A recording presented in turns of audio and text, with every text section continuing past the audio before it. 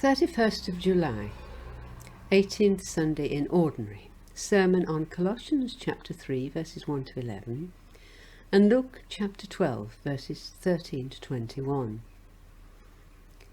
If the parable of the rich fool has ever been relevant before, and I expect it has many times, it is certainly painfully relevant now that we're in the midst of yet another financial crisis. The rich fool exemplifies the attitude that is common today.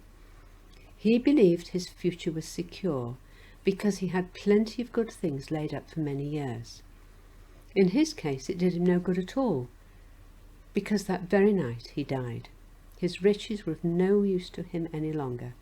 He had stored up things for himself, but was not rich towards God.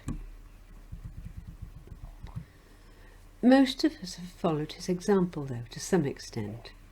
We've made investments, paid into pension plans and trusted in job security.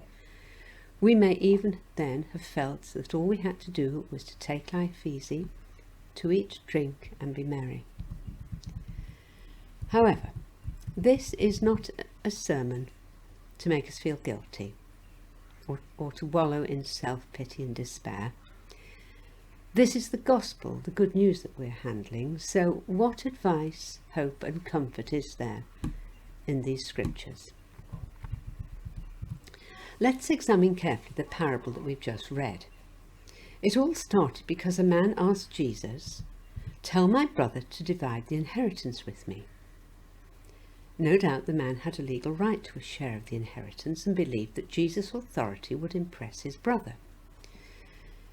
Jesus, however, was not interested in arbitrating in a financial case.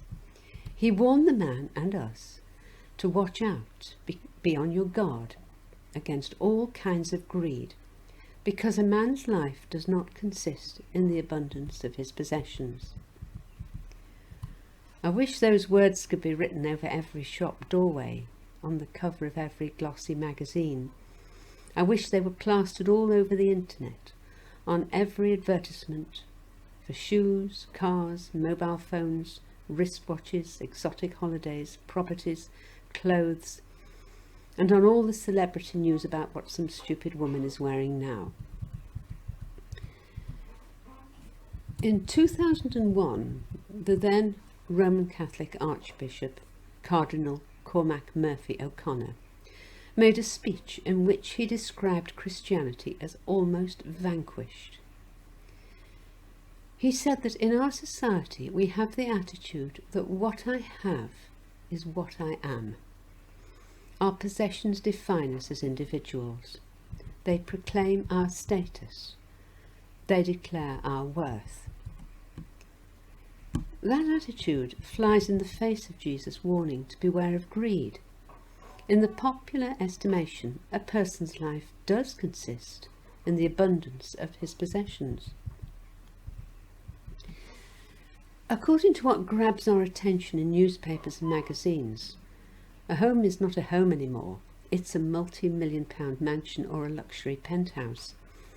A coat is not a coat, it's a Dolce & Gabbana or a Prada. And shoes are Jimmy Choos.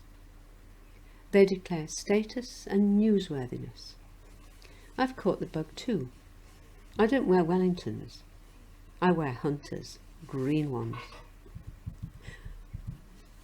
Whatever is wrong with us, why can't we convince ourselves to believe and trust in what Jesus is telling us?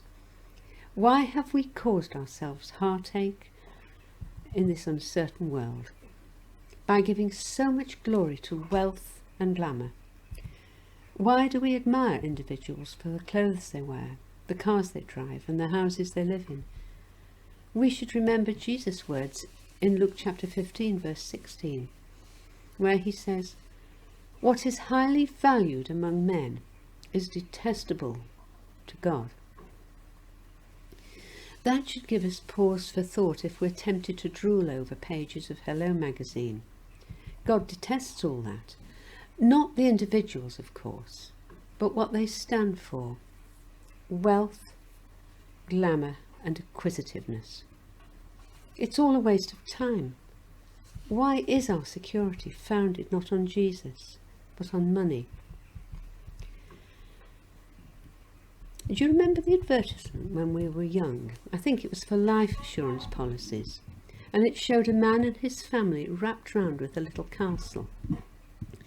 The man leaned over the battlements and banged his knuckles against the side as if testing its strength.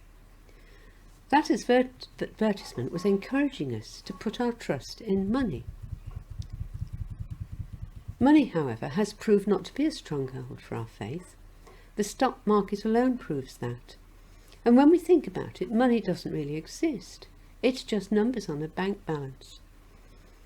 Even gold is worth only what someone will pay for it. It will not sustain life.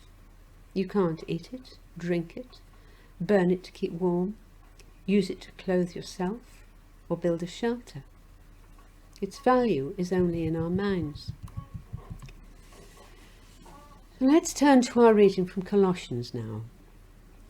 Paul has been encouraging the church at Colossae to trust in the sufficiency of Christ for their salvation, not to be misled by false teachers who've claimed that works of self-denial, religious observance and mystical experiences are needed. And now he turns his attention to the recommendations for holy living. Paul tells the people to set their minds on heavenly, not earthly things.